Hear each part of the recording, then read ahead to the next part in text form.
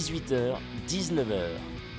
Radio Shalom Besançon, 99.5 et sur www.radioshalombesançon.com.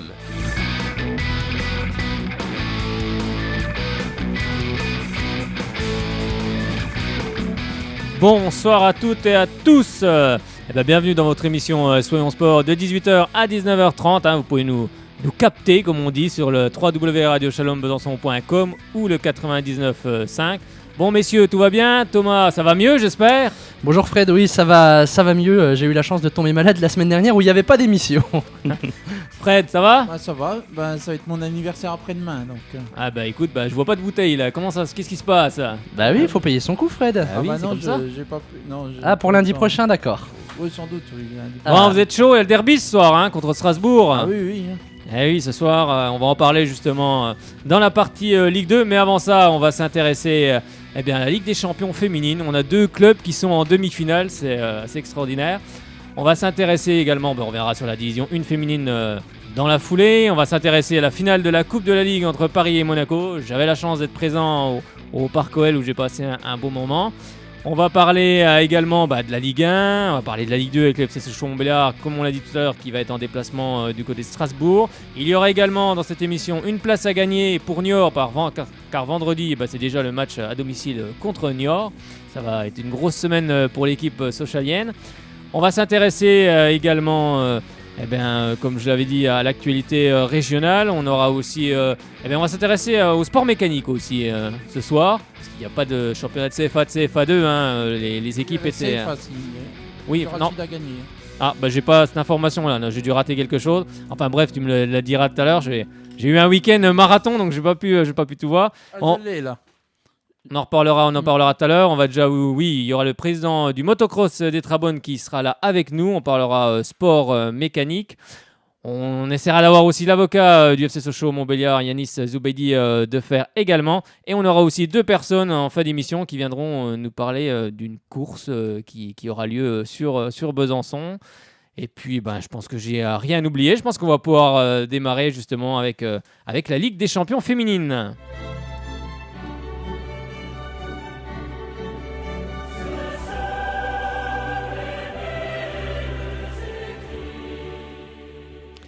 Oui, il y avait de la Ligue des Champions, c'était la semaine dernière, avec deux équipes françaises, le Paris Saint-Germain et l'Olympique lyonnais.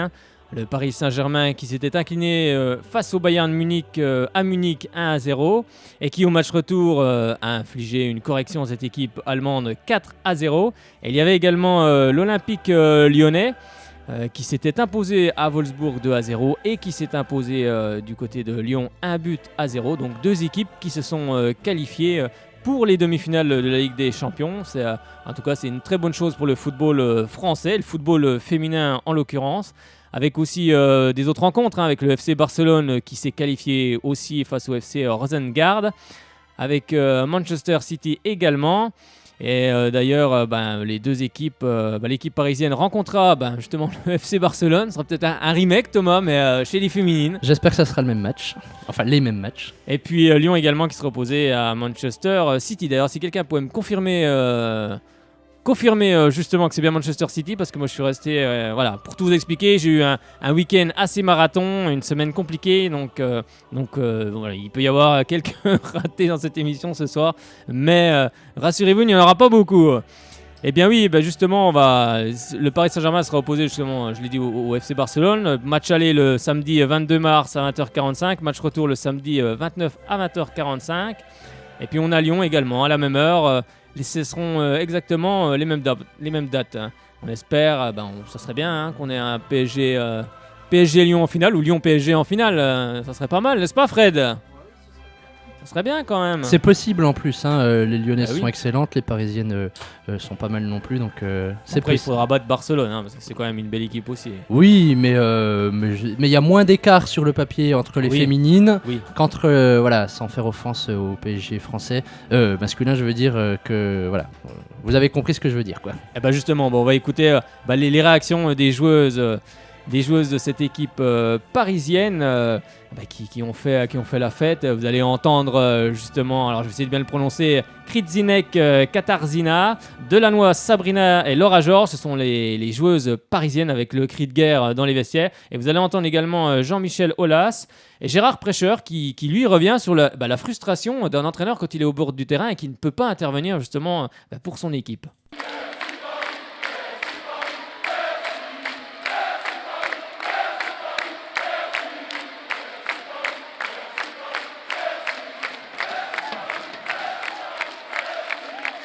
Les supporters aujourd'hui, c'était vraiment la deuxième chose. C'est magnifique on peut voir, ils sont magnifiques vraiment.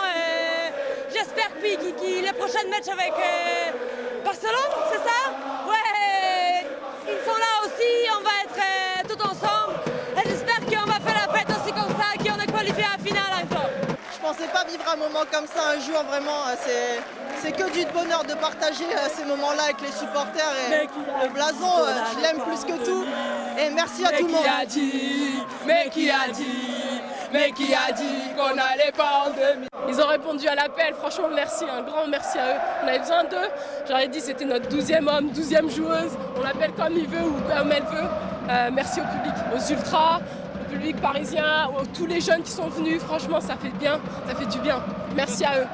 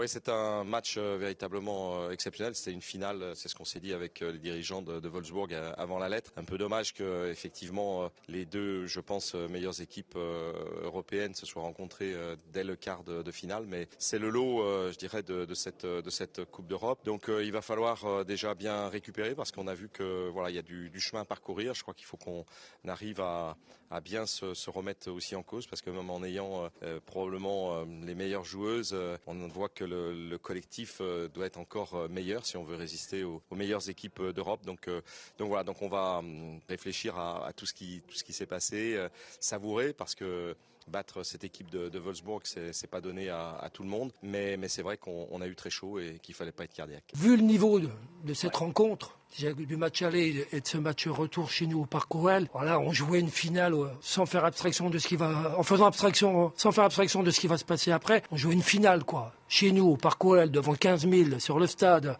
avec une qualification. Donc on était dans un état d'esprit.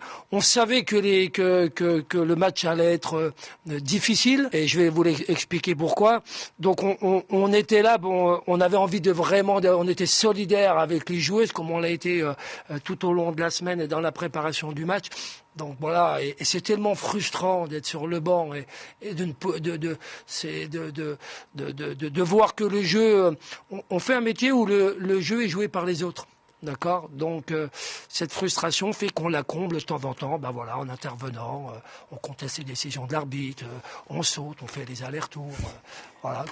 Bah oui, on saute, on fait des allers-retours. Bah oui, c'est ça, le métier d'un entraîneur quand il est sur le banc, il peut être frustré parce qu'en fait, il peut pas intervenir pour aider son équipe quand elle est en difficulté. Et c'est ce qu'expliquait justement Gérard Prêcheur, l'entraîneur de cette équipe lyonnaise. En tout cas, bravo aux deux équipes françaises qui seront en demi-finale de Ligue des Champions. On espère en tout cas qu'elles passeront toutes les deux cette étape et qu'elles se retrouveront toutes les deux en finale. Même si, voilà, on va dire, on a assisté aussi à une finale entre Wolfsburg et Lyon, car ce sont vraiment les deux équipes qui sont au-dessus pour le moment en Europe. Mais voilà, le tirage au sort on a décidé autrement. Il fallait un vainqueur et c'était Lyon. Alors PSG Lyon, en finale, vous êtes pour qui ? Oh, je sais pas, pour le meilleur. Moi, j'ai pas de préférence entre les deux équipes, franchement. Moi, j'adore le foot féminin, j'adore le regarder en tout cas. Et j'espère qu'il y aura de toute façon, il y aura une belle finale car il y a vraiment des choses de haut niveau dans les deux clubs. En 2011, quand Lyon avait gagné la Ligue des Champions, l'équipe féminine, j'étais à Lyon ce soir-là, j'avais regardé le match à la télé et c'était la folie. Et puis je prenais l'avion le lendemain pour aller à Barcelone. Et donc j'ai vu la finale de Barcelone à Barcelone. Enfin, elle se jouait à Rome ou à Manchester, je sais plus. Ouais, peut-être bien. Et mais en tout cas, je l'ai regardé sur écran géant avec les Barcelonais et c'était la folie. Voilà, j'étais dans les deux villes les deux soirs de victoire et c'était des très très belles soirées. Donc j'ai une petite préférence pour l'Olympique Lyonnais féminine. En plus, Aulas, je trouve qu'il fait très bien de miser sur son équipe féminine. En plus, ces derniers temps où Lyon gagnait moins de titres, il met en avant son équipe féminine et je trouve ça vachement bien.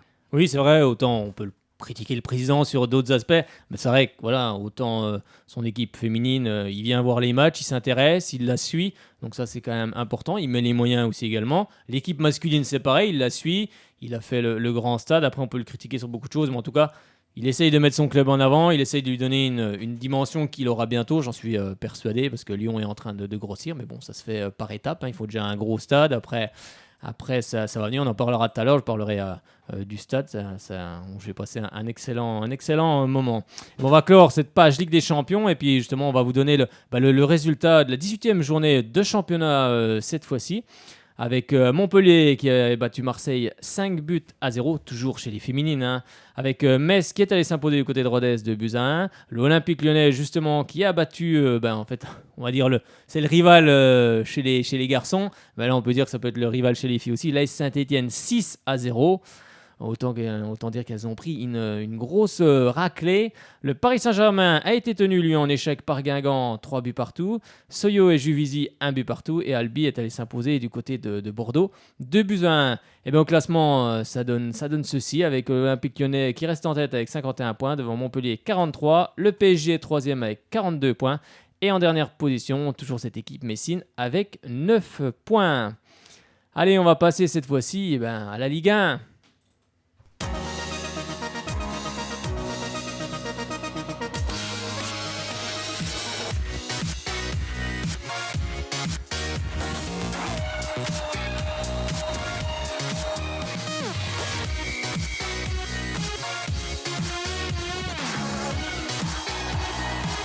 Alors Fred, la première sortie de route. Voilà, et c'est même pas de ma faute cette fois. Non, la première sortie de route. Maintenant, on va parler de la finale de la Coupe de la Ligue.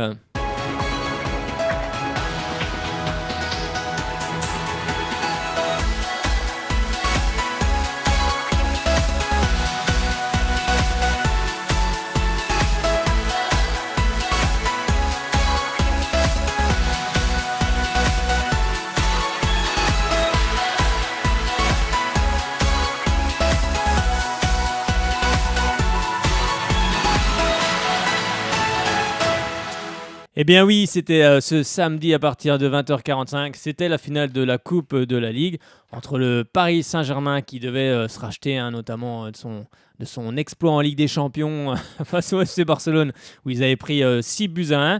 Et l'AS Monaco, lui, qui arrivait avec une grosse attaque, une attaque de feu, l'une des meilleures d'Europe et qui vient d'éliminer justement Manchester City. Donc on s'attendait à avoir un excellent match entre les deux équipes. Des buts également, car ce sont des équipes qui jouent, qui vont vers l'avant. Donc tout d'abord, j'étais au Parc OL. Donc je peux vous dire que déjà c'est un magnifique stade, franchement un très très beau stade et j'y retournerai parce que c'est vraiment un stade de football. Il y avait 59 000 et quelques personnes, c'était à guichet fermé. C'est toi qui as tout cassé dans le stade là ? Non, justement on va en parler après. Et j'étais pas très loin en fait, il était pas très loin de moi. Et un excellent stade, un excellent match, un super spectacle d'entrée, une cérémonie d'ouverture, franchement, j'ai trouvé ça magnifique. D'ailleurs, vous pouvez la reconsulter. J'ai mis une partie sur la page Soyons Sport sur Facebook. Franchement, là, la Ligue a assuré, on peut le dire. Moi, je trouve que le spectacle était réussi. Après, le match en lui-même, une équipe monégasque qui se fait surprendre d'entrée dès la 2e, 3e minute de jeu. avec un but sans doute hors jeu. Pas sans doute, hors jeu. Hors jeu et qui à la vidéo ne sera jamais passé. Hein, ça, on est d'accord. Mais une équipe monégasque voilà, qui n'était pas dedans, franchement. Derrière, Camille Glick, il était à la ramasse sur tous les ballons. Il a vécu une sale soirée. Hein. La défense monégasque a vécu une sale soirée, mais pourtant Monaco est revenu. Hein. On a senti que ce premier but leur avait mis un petit coup derrière la tête. Et ensuite, ils ont commencé à sortir du bois, comme on dit, et avoir de plus en plus d'occasions. Et ensuite, un ballon en retrait. Lemar qui met une superbe frappe, parce qu'il faut la mettre sans élan, sans rien. Tranquillement, là, on se dit, tiens, le match est bien parti. 2 buts en peu de temps. Et puis là, juste avant la mi-temps, c'est comme Angel Di Maria qui va mettre ce deuxième but qui va faire très mal aux Monégasques. Monaco est revenu en seconde période en tentant quelque chose. Mais bon, on va dire que devant, ça pèse pas. Sans Falcao, c'est quand même pas la même équipe. Valère Germain, il a beau faire ce qu'il veut, ça pèse pas vraiment devant. Ça n'a pas en tout cas gêné Thiago Silva qui a pris le meilleur sur Mbappé aussi également. Et puis ensuite, c'est le festival Cavani avec des joueurs de Monaco qui étaient très loin du porteur de balle. Ils ont laissé beaucoup de liberté aux Parisiens. Et puis ensuite, 2 reprises de volée de Cavani et puis 4-1. Score logique, cette équipe de Monaco n'a pas vraiment existé dans cette rencontre. D'ailleurs, on va écouter Marco Verratti qui, lui, dit que c'est un titre, c'est un titre. Et ça fait du bien après l'élimination justement en Ligue des Champions. Et ça fait du bien de repartir de l'avant. Et puis Mbappé qui, lui, dit tout simplement on était dedans, on était en dedans. Et face à une équipe comme le Paris Saint-Germain, ça ne pardonne pas. Sûrement, je pense que quand Monaco est venu en finale, j'étais content parce que je savais qu'il allait être un bon final avec de grandes équipes. Après, je pense que quand tu gagnes un titre, quand on arrête de jouer, on ne se rappelle pas contre qui on a gagné, mais le titre que tu as gagné. Bien sûr, on n'avait jamais battu le Monaco cette saison. On savait comment on les peut mettre en difficulté. On avait bien préparé le match aussi, on n'avait pas beaucoup de jours à disposition. Mais je pense qu'on a fait un grand match. C'est un titre, c'est toujours un titre, c'est comme les autres et on est content pour ça. Oui, Di Maria, c'est un grand joueur. On ne le découvre pas aujourd'hui. C'est un joueur qui, quand il est à la meilleure de sa forme, c'est une chose en plus. Et on est content pour lui parce qu'il mérite aussi cette soirée. Ça, je ne sais pas, c'est un problème un peu plus pour Monaco. Nous, on savait que c'était en finale, c'était un match unique, c'était une grande opportunité pour ramener un titre à Paris. On savait qu'on devait jouer à 110% individuellement et collectivement. Et ça a été un grand match pour nous. Psychologiquement, pour nous, ça fait du bien parce qu'on a passé des moments difficiles et je pense qu'on a mérité cette victoire. On n'a pas mis tous les ingrédients de notre côté pour remporter une finale. Je pense que Paris est meilleur que nous aujourd'hui et il faut les féliciter parce qu'ils ont fait un grand match et nous, on n'a pas été à la hauteur de l'événement. Comment je l'explique ? On est rentré un peu timoré dans ce match et contre des équipes de genre, ça paye cash. 3 minutes, un but. Après, on a su relever la tête, on a recommencé à jouer. On a vu qu'on pouvait créer des problèmes quand on était à notre niveau, mais ça a été trop par intermittent. Et comme je vous ai dit, contre une équipe comme ça qui, sur chaque attaque, est dangereuse, ça fait mal. Rien à voir, c'est des compétitions différentes. La Coupe de la Ligue, c'est fini. C'est dur, je ne vais pas vous mentir, c'est dur à accepter, mais c'est fini. Chaque compétition est différente. Maintenant, on est concentré sur les 3 compétitions qui nous restent. Bien sûr que c'est frustrant parce que je pense qu'on est tous des compétiteurs. Malgré notre jeunesse, on est tous des compétiteurs. On avait à cœur de gagner. On voulait entrer dans l'histoire. Malheureusement, ça n'a pas été le cas aujourd'hui, mais on va apprendre. On va apprendre. Je pense que Mbappé va gagner des titres dans les équipes où il ira dans le futur, car on voit que sur le terrain, il a quand même un sacré potentiel et je reste persuadé qu'il finira dans une très grande équipe et qu'il gagnera encore des titres. Il n'a que 18 ans, mais c'est vrai que c'est toujours dommage de sortir d'un match en se disant qu'on n'a peut-être pas tout donné, on n'a peut-être pas joué comme il fallait, mais je pense que la saison prochaine, il va falloir que Monaco se penche sur sa défense parce que derrière, ça prenait l'eau, comme j'ai dit tout à l'heure avec Camille Glick qui se faisait prendre sur tous les ballons. Mais c'est comme ça, c'est un match de foot. Ça se joue sur un match, la finale, et le Paris Saint-Germain a été meilleur que cette équipe de Monaco. Alors c'est vrai qu'il s'est passé aussi dans cette rencontre, c'est vrai que le spectacle était présent au parc OL samedi soir, justement à l'occasion de cette finale, mais il y a eu un après-match aussi également dans les vestiaires. C'est vrai que les dirigeants lyonnais ont en effet découvert que leur stade qui était prêté pour l'événement, a été dégradé. Alors, du côté alors, il y a des sièges qui ont été en effet arrachés dans une partie du bloc du deuxième étage du parc OL. Alors c'est un lieu qui est réservé généralement aux bad guns, aux supporters de cette équipe de l'Olympique lyonnais. Alors les autocollants, il y a eu des autocollants qui étaient présents sur les sièges, semblent indiquer que ces actes puissent avoir été commis par les membres du groupe Listanera Paris, réputé pour être bien plus virulent que le collectif Ultra Paris.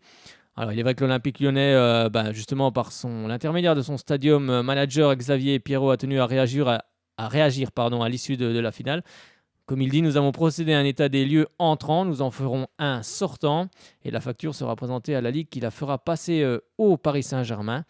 Alors c'est le seul commentaire qui a été effectué au sujet des dégradations, mais selon le Parisien, il y a eu aussi de nombreux fumigènes. Moi j'en avais compté quelques-uns, mais je me doutais qu'il allait en avoir beaucoup. Alors c'est autour de 70 fumigènes qui n'ont pas forcément été au goût de la Ligue de football professionnelle, qui va sans doute gagner aussi de l'argent avec ces fumigènes, car le Paris Saint-Germain devrait être condamné à payer, à mon avis, une très forte amende. Eh bien, je pense qu'on en a terminé pour la Coupe de la finale. Un petit mot, j'ai été surpris de voir que le Stade de Lyon serait utilisé pour les JO de Paris 2024 pour le foot. Oui, d'ailleurs, c'est Estanguet qui est venu apporter la Coupe de la Ligue, le triple champion olympique. Et je trouve ça, c'est une bonne idée, que les JO, si Paris a les JO, ça serait une bonne chose que les JO se mettent un petit peu ailleurs en France. Et puis, oui, parce qu'il n'y a pas que Paris. Oui, c'est ça, un peu à Lyon, c'est une bonne idée. Il faut aussi venir en province, il faut que l'équipe de France se délocalise, car l'équipe de France appartient à toute la France, et pas que à Paris. Moi, je trouve ça très bien, en tout cas, et en plus, comme je le dis, c'est vraiment un superbe stade. Allez, on va passer à la Ligue 1 cette fois-ci.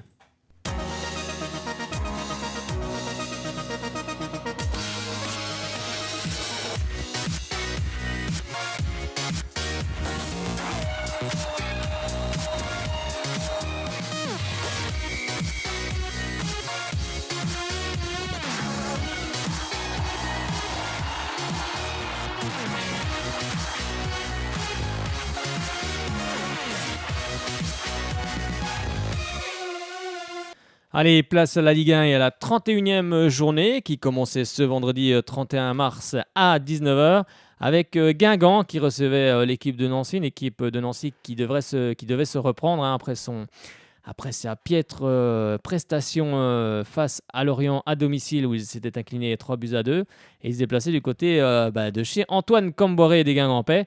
Mais si finalement ce sont les Guingampais qui se sont imposés 1-0, un but d'un ancien Sochalien, Sloan Priva, à la 59e minute de jeu, ce qui n'arrange pas les affaires en tout cas de Nancy, avec, vous allez l'entendre, la réaction d'Antoine Camboré qui n'est pas forcément content de la prestation de ses joueurs, mais qui en tout cas est content d'avoir les points du maintien. Et puis Vincent Ognon qui remplaçait Pablo Correa. On avait bossé cette semaine sur une tactique qui a été mise à mal au bout de 25 minutes, oui, car il y a eu une expulsion du côté de Nancy. Forcément, quand toute la semaine on travaille un plan tactique et qu'au bout de 25 minutes, on se retrouve à 10, ça change toute la donne. Et puis, mais comme il dit, on est des compétiteurs et on va se remettre au boulot dès lundi. Ouais, j'allais dire, si j'allais être dur avec mon équipe, c'est qu'on retiendra surtout donc la victoire. J'ai vu de toute façon la tête des joueurs à la fin du match, pas très contents de leur prestation. Ils sentaient que là, on n'a pas fait un grand match. Ils voulaient faire beaucoup mieux, c'est sûr. Faut pas oublier que on sort d'une défaite cuisante donc à Angers et peut-être qu'on a été fragilisé par cette défaite. On a un parcours en 2017 compliqué et je vous cache pas qu'aujourd'hui atteindre la barre donc des 40 points, c'est le plus important et je pense qu'inconsciemment, le fait de courir après ces 40 points, ça nous a donc compliqué la tâche et je peux vous dire qu'aujourd'hui, il y a la petite pointe de déception par rapport à la prestation, mais par contre on est super heureux, super fiers donc, de se retrouver un 31 mars avec 41 points et pratiquement donc les points du maintien, sachant qu'il reste 7 matchs derrière. Donc c'est ce que j'aurais dit, qu'on soit un peu déçu, c'est normal, c'est bien. Il faut fêter la victoire parce que c'est le plus important. Hein. Quand vous venez de prendre 3-0, ce soir on prend pas de but et puis voilà, on gagne le match. Dans une semaine, on aura oublié. Hein. Moi j'ai senti des joueurs qui se sont donnés, voilà, qui ont beaucoup couru. On avait prévu un nouveau système. Forcément, au bout de 23-25 minutes, ça tombe à l'eau. 25 minutes, c'est compliqué. 1h05 à 10. J'ai revu quelques images, pas toutes. Ça semblait extrêmement sévère.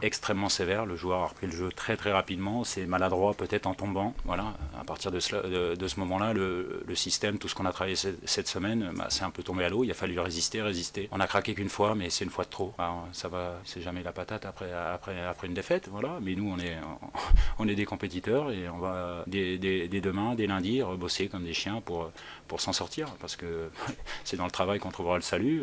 On a vu des joueurs, je vous dis, à 10, voilà, c'est très compliqué, ils ont fait beaucoup d'efforts, on n'a pas grand chose à leur reprocher, on a eu un blessé, on a des absents importants qui sont restés à la maison, donc forcément il y a beaucoup de choses qui sont un peu, c'est le vent contraire, hein, mais on va se battre, on va lutter, ça c'est sûr.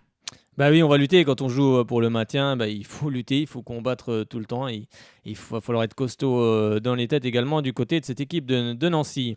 Oui, on va faire la place à gagner pour le match Sochaux-Niort. Ce sera ce vendredi au Stade Bonal. Donc il y a un ancien, la question est toute simple, hein, il y a un ancien joueur un ancien joueur de Belfort qui évolue du côté de Niort. Allez, c'est facile, hein, son prénom commence par David. Je vous donne déjà le prénom. Donc, à vous de chercher de qui il s'agit. Appelez-nous et puis vous gagnerez donc la place pour ce vendredi au Stade Bonal. Une place en latéral pour aller soutenir cette équipe de Sochaux. Allez, on continue notre petit programme de la 31e journée.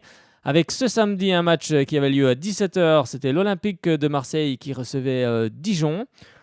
Tout va bien pour Dijon, avec ce but dès la 45e minute de jeu par Sertic, le Marseillais, qui marque contre son camp. Dijon ouvre la marque, mais ça ne va être que de courte durée, car Dimitri Payet, avec un superbe coup franc dès la 48e minute de jeu, va offrir l'égalisation à cette équipe marseillaise. Mais Marseille ensuite a poussé, mais n'a jamais réussi à trouver la faille dans l'équipe dijonnaise. Vous allez entendre la réaction de Morgan Sanson qui lui est amère, hein, ce soir, car l'Olympique de Marseille pour lui perd 2 points. Et Rudy Garcia n'était pas content du tout et il l'a fait savoir dans les vestiaires. Et aussi Baptiste René qui ce soir dit que voilà, ils étaient venus pour chercher 1 point, c'est bien. On était venus pour ça et d'ailleurs il félicite aussi Dimitri Payet pour son superbe coup franc. Je pense qu'on a fait qu'une partie du match, la deuxième mi-temps. On a mis beaucoup d'intensité et on aurait mérité mieux en deuxième mi-temps. Maintenant, la première mi-temps a été un peu moins bien et on prend un but un peu casquette sur un moment qui est décisif dans le match, c'est avant la mi-temps. On a mis un but décisif aussi juste après. On a eu le poteau, je pense qu'on méritait mieux en deuxième mi-temps, on méritait les 3 points au but de cette deuxième mi-temps. Mais voilà, ça n'a pas été le cas, donc on va à Toulouse pour prendre les points qu'on n'a pas su prendre ce soir. Bien sûr, il était énervé, il nous a dit que c'était 2 points de perdus et c'est la réalité. Ce soir, on a perdu 2 points et comme j'ai dit, il faudra les retrouver à Toulouse la semaine prochaine. C'est sûr qu'ils étaient en deuxième mi-temps très regroupés derrière et même aussi en première. Ils ont su bien exploiter leur compte, mais on sait qu'on devra se battre contre des équipes comme ça jusqu'à la fin de saison. Ce sera à nous de trouver les armes pour réussir à prendre les 3 points. C'est un match qu'on devait gagner, on ne l'a pas gagné, donc forcément c'est frustrant et on sait que pour une 5e place, c'est important des matchs comme ça, de prendre les 3 points. Ça n'a pas été le cas ce soir, donc il va falloir vite passer au prochain match parce qu'il y a beaucoup de déçus ce soir. Non, on est déçus, mais on est une équipe qui sait rebondir, on le fera dès demain matin. Non, on va pas faire la fine bouche, on est content ce soir d'avoir fait match nul. On était venu ici dans l'optique de prendre au moins 1 point et ça a été le cas. Après, c'est vrai qu'on aurait peut-être pu arracher la victoire, mais voilà, c'est déjà bien d'avoir pris un point au Stade Vélodrome. On se doutait que Marseille allait pousser après, dès la reprise. Ils marquent un super but sur coup franc de la part de Payet. D'ailleurs, je le félicite et voilà, on savait qu'ils allaient pousser mais qu'il allait y avoir des espaces derrière et c'est ça a été le cas et puis on n'a pas su en profiter, mais bon, c'est encourageant pour la suite du championnat. On a montré un très bel état d'esprit ce soir et là on a un match hyper important qui nous attend samedi contre Bastia. Ouais, c'est toujours sympa de revenir dans la région. Après j'étais déjà revenu il y a 5-6 ans, on avait gagné cette fois-là, mais non, c'est vrai que c'est toujours agréable de jouer dans un stade comme ça devant beaucoup de monde et devant une grosse ambiance. Bah oui, c'est toujours sympa de jouer dans un stade où on l'a vu, il y a du monde et un beau stade en plus, le stade Vélodrome pour Baptiste Rennais qui est venu chercher le point du nul. C'est toujours un bon point du côté du stade Vélodrome, en tout cas pour les Dijonais, qui sont en lutte également pour le maintien. Allez, on va partir du côté de la Corse, car il y avait un autre match ce samedi à 19h. C'était le Sporting Club de Bastia qui recevait Lille. Eh ben, ça ne s'est pas très bien passé pour les Corses, et c'est Lille qui s'impose un but à 0, un but, je vais vous dire ça tout de suite, un but de Nicolas Depréville à la 48e minute de jeu. Et finalement, les Corses qui sont en lutte, qui sont pour le moment dans les dernières positions au classement, voire même la dernière position, ce n'est pas très bon pour eux, justement, c'est ce qu'indique Almeida. Mais lui, il pensait que Bastia méritait au moins le point du match nul. Et puis Franck Passy, vous allez l'entendre, lui dit forcément c'est bon pour le maintien. Et Nicolas Depréville, qui dit surtout qu'on ne va pas retenir la prestation, car Lille n'a pas été fringant, mais quand on joue le maintien, c'est seulement les 3 points qui comptent. Je pense que c'est un résultat trop dur pour Sporting. Les occasions de but, nous avons 3-4 aussi pour faire un résultat différent. Ce n'est pas une exhibition très spéciale, je suis d'accord. Je pense que c'est le premier mi-temps. Les meilleures occasions, c'est de Sporting. Tête de Colli, 2-3 actions du côté de Alain, frappe de Pierre. La situation suffit pour faire un but. À cet niveau, l'efficace faire la différence. Je vais faire un choix de joueurs. Je pense que c'est la meilleure solution pour le match. Je vous rappelle, et vous sont ici plus temps que moi, pour la 3e fois, prendre un but sur les premiers 2-3 minutes de deuxième mi-temps. Le deuxième mi-temps, on va dire qu'après le match, dernier 20-25 minutes, c'est un peu de contre de Lille, ce n'est pas occasion. Sur le match global, je pense que la logique, minimum match nul, minimum. Oui, je crois qu'elle est fondamentale. On a mis les barrages à 9 points plus le goal average. Donc aujourd'hui, on est vraiment très content de ces 3 points. Je pense qu'on peut être fier de cette équipe et je crois qu'on va rendre fiers nos supporters aussi. Ouais, super victoire dans l'optique du maintien. C'est vrai qu'on prend ces 3 points, mais bon, c'est vrai que dans le contenu, c'était pas ça. Mais bon, dans notre situation, on va pas faire à fine bouche, on les prend avec plaisir. Oui, en deuxième, c'était beaucoup mieux, même si on n'a pas énormément d'occasions, on a beaucoup de situations. Je pense qu'on aurait dû tuer le match. C'est vrai qu'on à mi-temps, on a beaucoup de déchets techniques qui ne nous permettent pas d'avoir des occasions et ni même de faire mal à Bastia. Par contre, en deuxième mi-temps, c'est vrai qu'on avait beaucoup plus la maîtrise du match et ce but qu'on marque assez tôt dans le match nous donne cet ascendant psychologique sur Bastia et ça a été, je pense, important. Oui, c'est important pour cette équipe lilloise. On verra tout à l'heure au classement et qui est 13e avec 37 points. Ce sont 3 points très très importants. Allez, on passe au match qui avait lieu ce dimanche. À partir de 15h, l'Olympique lyonnais se déplaçait du côté de Rennes. L'Olympique lyonnais est toujours en lice pour essayer de conserver sa place en Europa League, car c'est très serré. Il y a plusieurs équipes à la lutte, à savoir Marseille, Bordeaux, voire même Saint-Étienne, même s'ils ont 7 points d'écart avec Saint-Étienne. Mais ça risque de se jouer entre ces 4 équipes. Eh bien, Lyon, en tout cas, le match commençait bien avec Rennes qui est réduit à 10 rapidement. Et ensuite, c'est Maxwell Cornet qui va ouvrir la marque pour cette équipe lyonnaise à la 52e minute de jeu. Bon, on se dit que Lyon va gérer 1-0. Tout devrait bien se passer pour cette équipe lyonnaise, mais pas du tout. Lyon s'est complètement endormi et a laissé cette équipe rennaise prendre confiance. Et c'est Moubelé à la 81e minute de jeu, mais il y avait déjà eu quelques alertes auparavant, qui va inscrire un très beau but. Il fait mine de tirer, il refrappe et ensuite ça passe à ras du poteau droit de Lopez et il ne peut absolument rien faire et il est battu. Et ça fait un but partout. Très mauvaise opération en tout cas des hommes de Jean-Michel Aulas, qui justement, lui, Jean-Michel Aulas, n'était pas très satisfait à la fin de cette rencontre. Vous allez entendre déjà la réaction de Christian Gourcuff, qui lui, pour lui, ces joueurs ont été héroïques, à 10 contre 11, tenir tête à cette équipe de Lyon, qui est une grosse équipe dans ce championnat également. Et puis Bruno Genesio, qui lui insiste sur le fait que cette équipe lyonnaise a manqué de tout et sûrement qu'il y a eu de la suffisance. Et c'est ce que souligne aussi Jean-Michel Aulas. Et il espère, lui, que ce n'était pas de la suffisance, car il faut préparer la venue de Beşiktaş. Ça sera ce jeudi 13 avril, il me semble, si je ne me trompe pas dans les dates. Le match aller est justement du côté du parc OL. Et on espère en tout cas que ça va mettre un petit coup aux Lyonnais, qu'ils vont repartir dans le bon sens, car l'Europa League est importante aussi pour cette équipe de Lyon, et vous allez justement les entendre.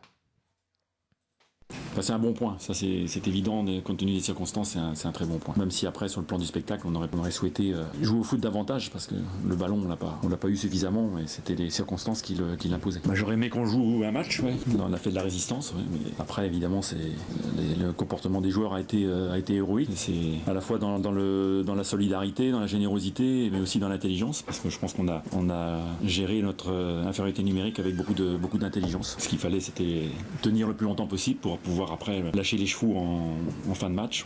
Et c'est ce qui s'est un peu passé, donc au prix bien sûr de beaucoup d'efforts. Quand on se retrouve à la 4e minute à 10 contre une équipe comme Lyon qui a déjà les grosses capacités à conserver la balle, c'est difficile. Donc on doit faire beaucoup de courses, beaucoup d'efforts. Alors je vais me garder de parler de l'arbitrage parce que il y a effectivement main, c'est pas contestable. Tout est une question d'intelligence. Oui, il va falloir se l'accrocher maintenant qu'il y avait la place en gagnant ce soir pour faire mieux que la 4e place. Mais c'est vrai que sur ce qu'on montre encore une fois ce soir, on ne mérite pas de lutter pour le podium. Bon, je pense qu'effectivement, il y a dû y avoir quelque part, je ne sais pas où, mais un manque d'humilité ou d'imagination qui n'a pas été en ligne avec ce qu'on était venu chercher, d'autant plus que ce match a été, on va dire, facilité pour nous, même si c'était parfaitement justifié par ce penalty et cette expulsion dès le début, dès les 5 premières minutes. Donc voilà, immense déception.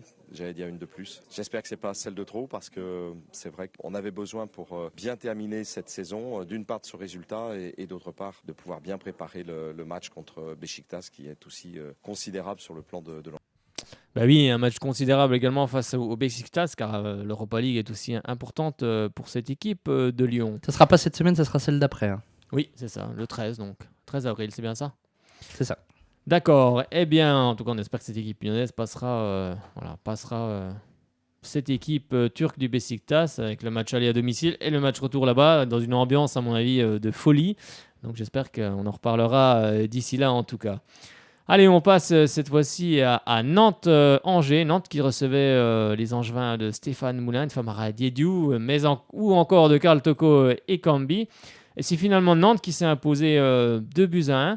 Avec un doublé pour Préjus Nakoulma à la 48e minute de jeu, mais qui semble-t-il était hors jeu. Et ensuite, il va récidiver à la 54e minute de jeu, avant que Famara Diédhiou, d'une belle tête avec un très bon centre, ne réduise le score pour cette équipe d'Angers. Mais là, ça ne va pas suffire pour que les Angevins arrachent le point du match nul. Et bien justement, vous allez entendre la réaction de l'entraîneur Sergio Conceição de Nantes. Hein. Comme il dit, le travail, toujours le travail. On regarde devant, mais on jette aussi un œil derrière. Et Stéphane Moulin, qui lui était très énervé et pas du tout satisfait du rendement de son équipe, et qui a eu l'impression d'avoir vécu le match de la saison dernière, il était très agacé. C'était un match important pour nous. Pour l'objectif de passer les 40 points, mais c'est pas fini. On a gagné 3 points et voilà, il faut continuer. L'objectif, c'est toujours le même. On ne va pas oublier qu'on a commencé la saison. On était 19e quand j'ai pris le groupe. Notre objectif, c'est le maintien. C'est sûr qu'on va regarder toujours devant. Mais on fait attention toujours derrière nous. Hein. Voilà, il faut... Pour moi, le plus important, et je n'ai pas de doute, c'est le travail quotidien, jour par jour, travailler avec vraiment. J'ai promis qu'il va ouvrir plus les entraînements. Parce que si vous voyez les entraînements, c'est vraiment magnifique.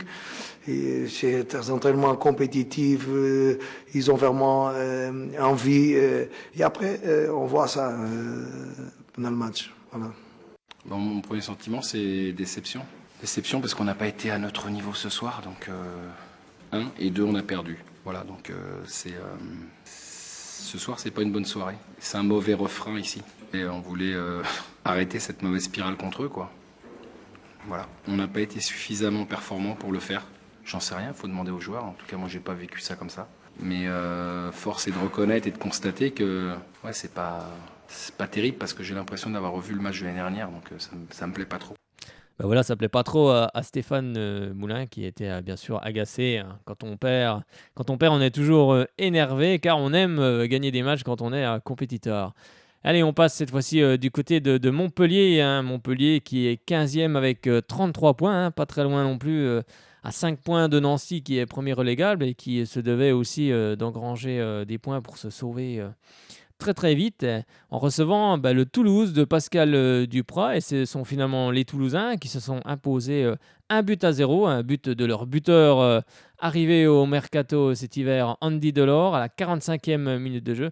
Et cette équipe de Montpellier a tout fait en seconde période pour revenir au score, mais elle n'y est jamais parvenue. Et vous allez entendre justement la réaction des joueurs. Steve Mounier